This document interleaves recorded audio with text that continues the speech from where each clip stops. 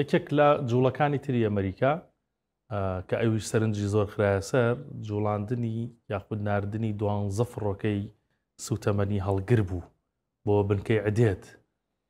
جوڵاندنی ئەم فڕۆکانە لەم ساتە وەختەدا ئەمە چییە؟ بەتەمای چییە؟ ئەو فڕۆکانەی هاتە ئەدێت لە جۆری کەیسی 135 ئەم فڕۆکەیە تەمەنی 70 ساڵە. ینی لەگەڵ 52 ئەو کاتەیە دروستکرا بوو، تەنها سوتەمەنیەدا بە فڕۆکە لە ئاسمان 12 دانەش ژمارەیەکی گەورەیە، چونکە جگەلەوە ئەو لە جەزیرەی دیوکۆ گارسیا لەوێش هەیەی.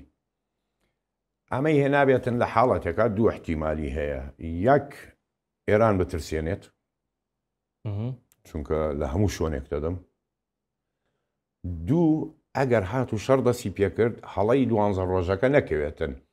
کاتێکە فڕۆکەیەکی F-15 ئیسرائیلی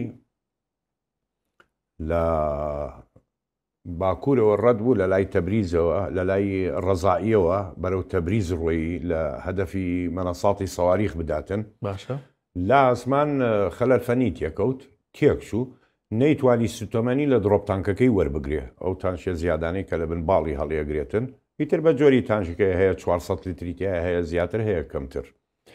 کە تێکچوو نەیتوانی سوتەمەنی وەربگرێ، فڕۆکەوانەکە بانگی کرد وتی سوتەمەنی بەشم ناکە، ئەکەومە خوارەوە، ئەگە بشگەڕێمەوە ناگەم، احتیمالە لە عێراق بکەومە خوارەوە.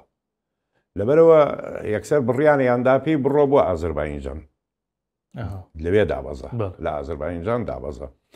بەڵام قەرارەکە لە غوکرایەوە فڕۆکەیەکی تر سوتەمەنی لەم جۆرانە گەیی پێی، سوتەمەنی دا پێی نەیتوانی قەسری خۆی بکە، گەڕایەوە بۆ ئیسرائیل.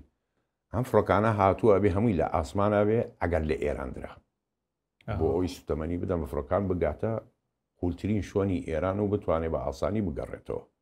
بۆ ئەوە هاتووە.